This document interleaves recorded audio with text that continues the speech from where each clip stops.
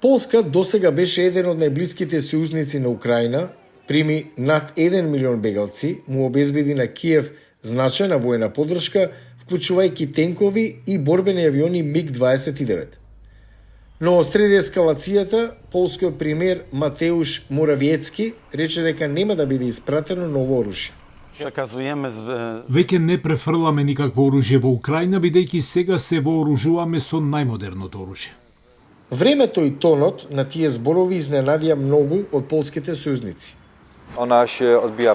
Тоа одекна на многу негативен начин во светот. Тоа што еден просечен украински граѓанин би го слушнал е дека пољаците ќе престанат да им помагаат. Полска одигра клучна улога во вооружувањето на Украина. Во смисла на генерирање поддршка за давање на оружје, лобирање кај германците за тенкови и на сличен начин со борбените авиони. Спорот започна околу увозот на жито од Украина.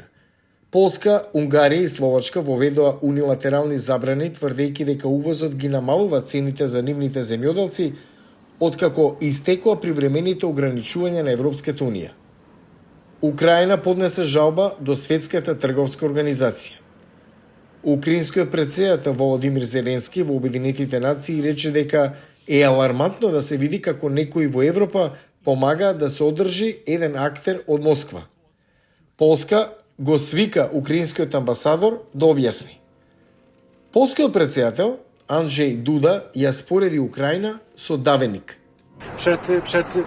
Ние мора да действуваме на начин да се заштитиме и да не бидеме повредени од давеникот, бидејќи штом давеникот не повреди, нема да добие помош од нас.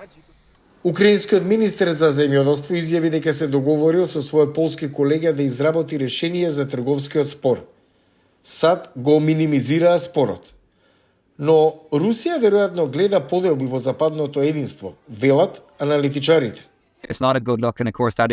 Тоа не е добро и се разбира така ќе гледа Русија. Прашањето е дали им даваме уште докази за тоа такво нешто.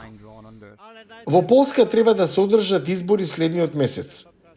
Во меѓувреме, украинскиот претседател Володимир Зеленски врши голема реконструкција на владата. Аналитичарите велат дека домашната политика ги поттикнува тензиите.